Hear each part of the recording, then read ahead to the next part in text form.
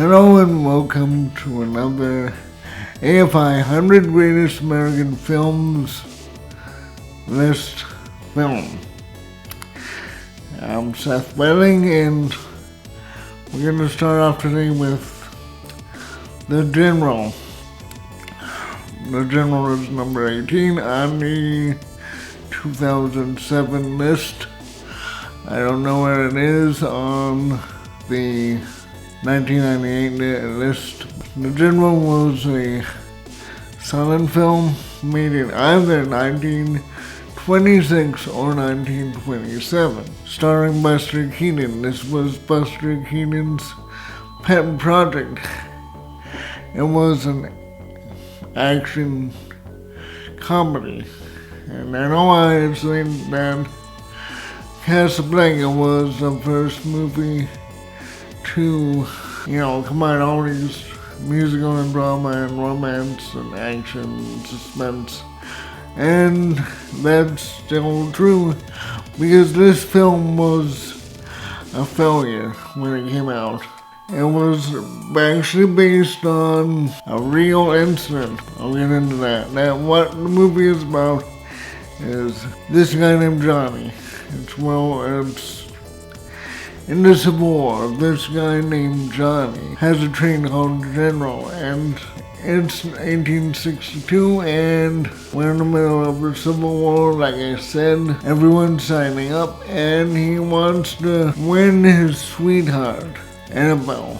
So he goes to her house, and she said that I will only marry you if we are in uniform. So he tries to get in uniform, but he tries to enlist, and he's turned away all the time because he's a train operator, and the Western Atlantic Railway is vital to the Confederates' war movement, war effort.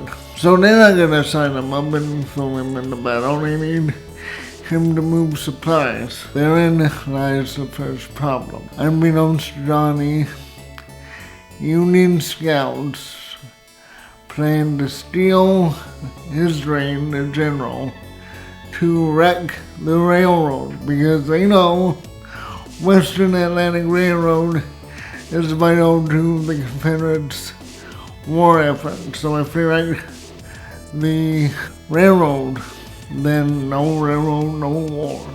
So they steal a train, they start wrecking track and telegraph poles and all sorts of stuff. And the reason why this was Buster Keaton's baby, his proudest achievement, was because it's based on an actual event.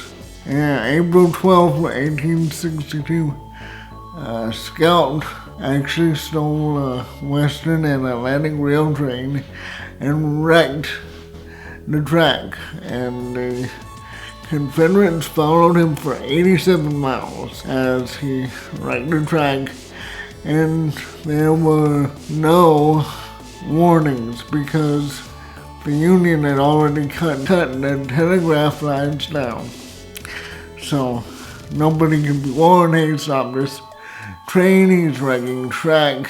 And when the rebels, the Southerners, caught up with stolen train, they killed everyone, basically. And they're not going to put that in a 1926 film because that's just too dark. But it was the first film, it's a silent film, that portrayed an actual historical event as it was, played out. Because Birth of a Nation was also about a historical event, but it wasn't really about an actual singular event. It was about reaction of the Klan because of the Emancipation Proclamation.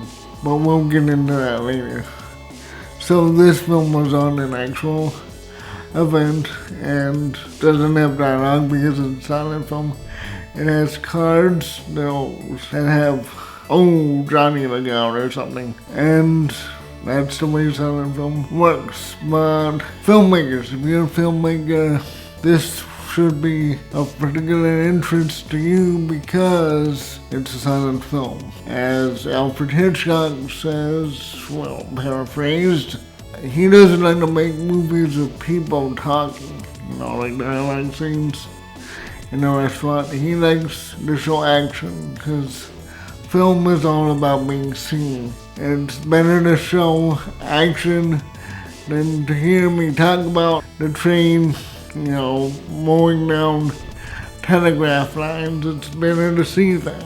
And if you're a filmmaker, it may help you become more visual with your films.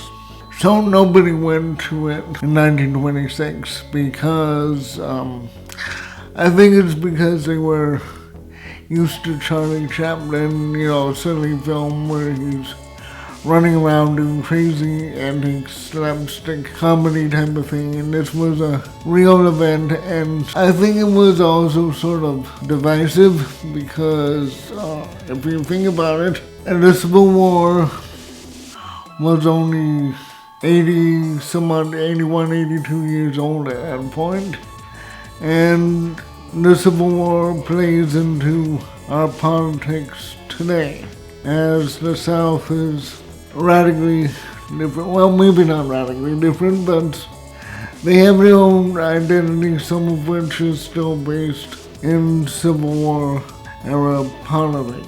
For better or worse, that's the way it is. And it's just a part of American history, but sometimes it divides us still, even though it's been 152 years since the war ended. Maybe it never ended, maybe it just went underground. You never know.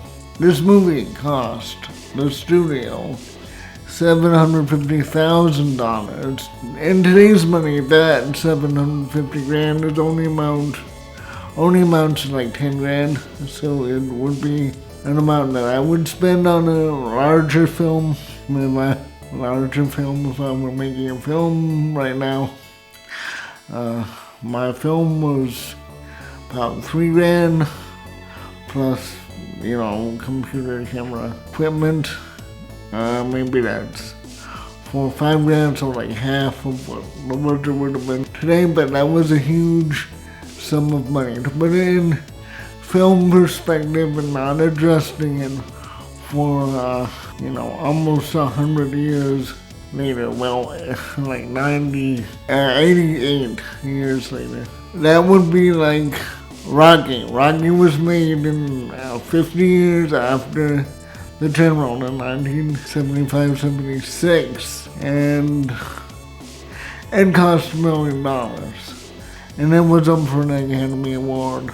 So if you know Rocky, the film that spelled Sylvester Stallone instant stardom, and you look at this film, they cost about the same as, film production. The General failed to make $1 million, which was the amount that they were shooting for.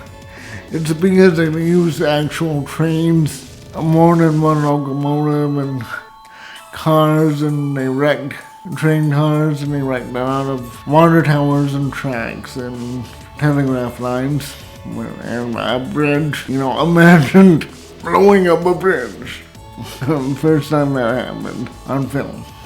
In later years, it resurged in popularity, and Buster Keaton was able to say that it was his proudest film achievement. So at least he got that 25 years after making that film. And it's a good film for filmmakers, or if you're curious about what the silent era film was like. But I don't think everyone's gonna like this film because it's so old.